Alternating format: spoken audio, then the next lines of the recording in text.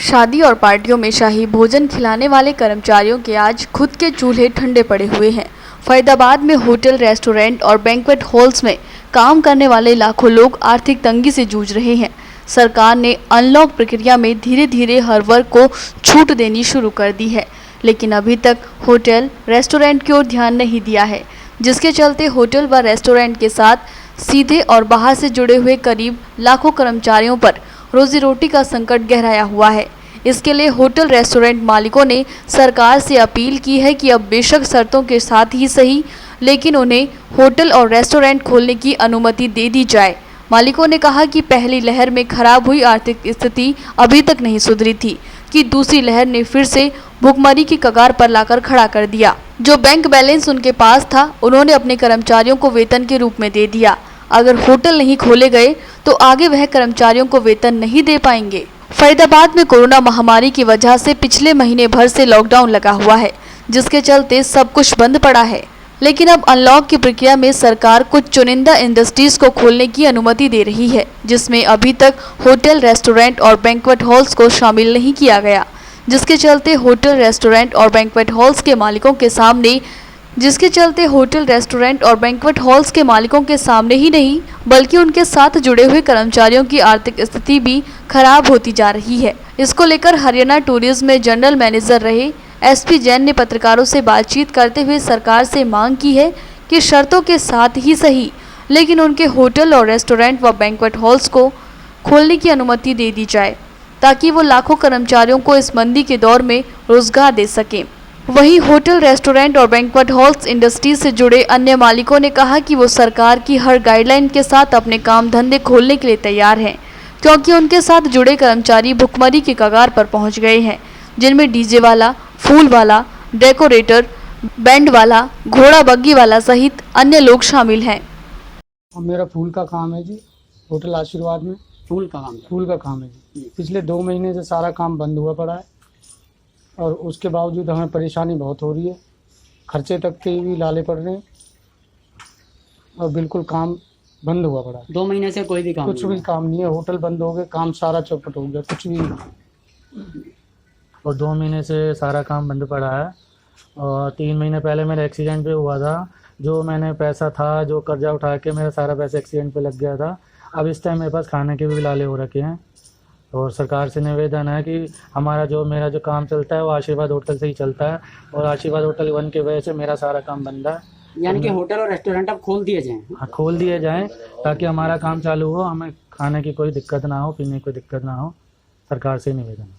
जैसे फोटोग्राफर हूँ मैं, 3 पीढ़ियों से फोटोग्राफी का काम कर रहा हूँ, लेकिन इस पेंडेमिक दौर में हम लोग आकर के बहुत परेशान हुए हैं। जैसा कि आपको पता ही है, फोटोग्राफर एक मीडियम क्लास फैमिली से होता है और बहुत स्वाभिमानी होता है, तो हम लोग किसी से कोई मदद भी नहीं मांग सकते हैं और खर्चा पानी चलाने के लिए बहुत परेशानी हम लोग इस टाइम झेल रहे हैं, हमारे साथी लोग भी झेल रहे हैं।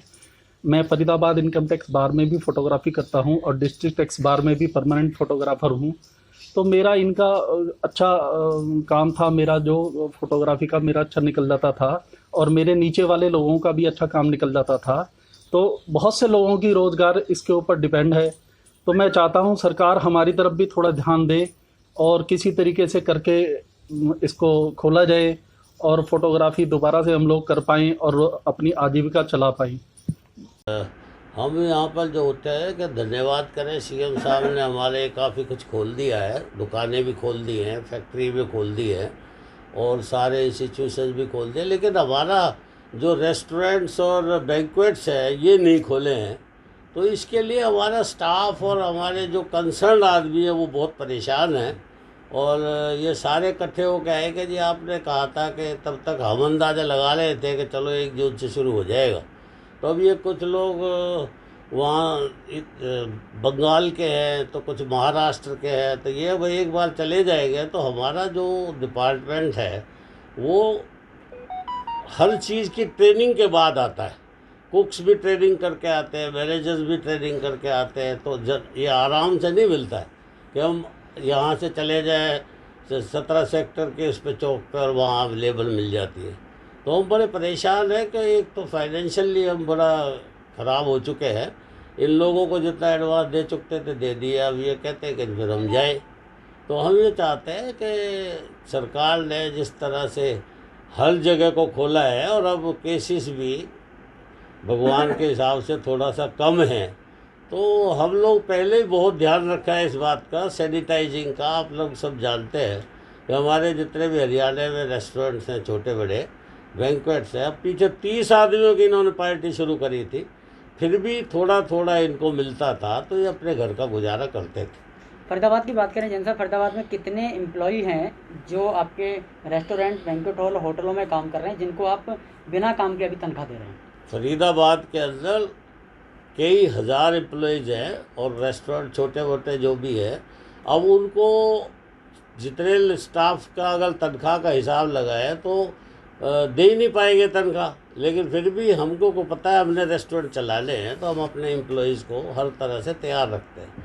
लेकिन पीछे अभी जब कोविड का बहुत ज़्यादा भी था, तब भी सरकार का इतना था कि वो 30 आदमियों तक हमें अलाउ करते थे, तब भी लोगों को गुजारा हो रहा था।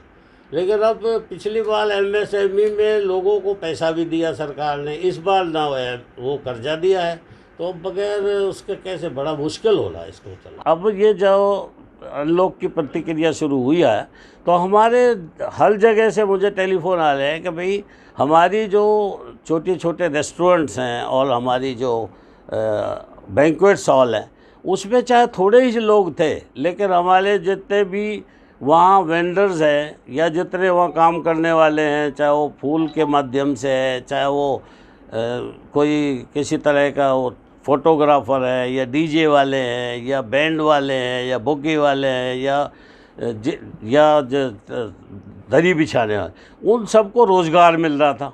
तो अब ये सारे एम्प्लॉयज़ भी हरियाणा सरकार के जितने हैं, मतलब CM साहब का फादरली एटीट्यूड की वजह से हम ये निवेदन करना चाहते हैं कि इनको भी खोल दें, क्योंकि जहाँ इंडस्ट्रीज़ में लाखों लोग आते हैं और वो सब घरों से वर्कर आते हैं, तो इसमें मात्र 2-3% हमारे रेस्टोरेंट में और बैंक्वेट्स में आते लोग।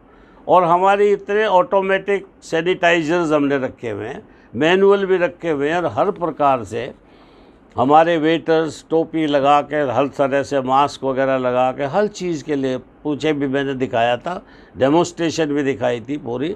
तो हम लोग बड़े सावधान रहते हैं इस मामले, और गवर्नमेंट के ऑफिसर होने के नाते हम इन सारी चीज़ों को समझते रहते, पढ़ते रहते हैं। और पूरे हरियाणा के अंदर जितने हमारे होटल्स वाले हैं, रेस्टोरेंट वाले, उनको बताया भी गया है। तो अब ये निवेदन करना चाहेंगे कि मुख्यमंत्री जी से, डिस्ट्रिक्ट एडमिनिस्ट्रेशन से, सभी से हमारा निवेदन है कि इसको जल्दी से जल्दी खोल दें, जिससे हमारे लोगों को तकलीफ़ ना हो, हमें भी परेशानी ना हो। हम लोग चीफ मिनिस्टर साहब को ये कहना चाहते हैं, इन हालात में जो चल रहे हैं अभी, उसमें कम से कम हम लोगों के लिए भी सोचा जाए, और हमें भी उतनी परमिशंस दी जाएँ, उतना वो दी जाए, जिससे कि हम लोग अपना निर्वाह कर सकें। हमारे एम्प्लॉयज़ को भी जो है हम लोग सैलरी टाइम से दे सकें, उनकी फैसिलिटीज़ को भी ध्यान दें। जो भी सरकार ने काफ़ी छूटें दी है उद्योग धंधे चलाने के लिए, इंडस्ट्री को भी दिया है, दुकानदारों को भी दिया है। इसी तरह से एक उद्योग और जो है वो बुरी तरह पिछड़ रहा है, जिसमें मैं नहीं समझता अगर थोड़ा सा सोचेंगे तो वो उद्योग पनप जाएगा। वो लोग काफ़ी टाइम से इस उद्योग को जो है, बैंक्वेट हॉल वाले हो गए, होटल वाले हो गए, इस उद्योग में काफ़ी लोगों के पैसे भी लगे हुए हैं, और छोटे छोटे कामगार बहुत हैं इसमें, मजदूर भी हैं, खाना बनाने वाले भी हैं, वेटर्स भी हैं, और उनके मालिक भी हैं। तो अभी इस उद्योग को भी जो है धीरे धीरे इन्हें खोल देना चाहिए, उनकी कैपेसिटी बढ़ानी चाहिए एज पर उनके जो जगह है, नॉर्म्स है उनके पास। अगर आप एक 5000 गज वाले को भी कहोगे 11 आदमी आएंगे, 31 आएंगे, तो वो एक उनके लिए अफोर्डेबल नहीं है।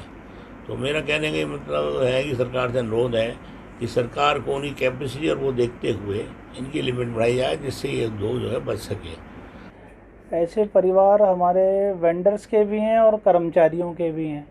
जो वेंडर्स हैं, वो जो मटेरियल सप्लाई करते हैं, वो लगभग 100-125 परिवार तो मेरे साथ ही जुड़े हुए हैं। फिर हमारे कर्मचारियों के परिवार हैं।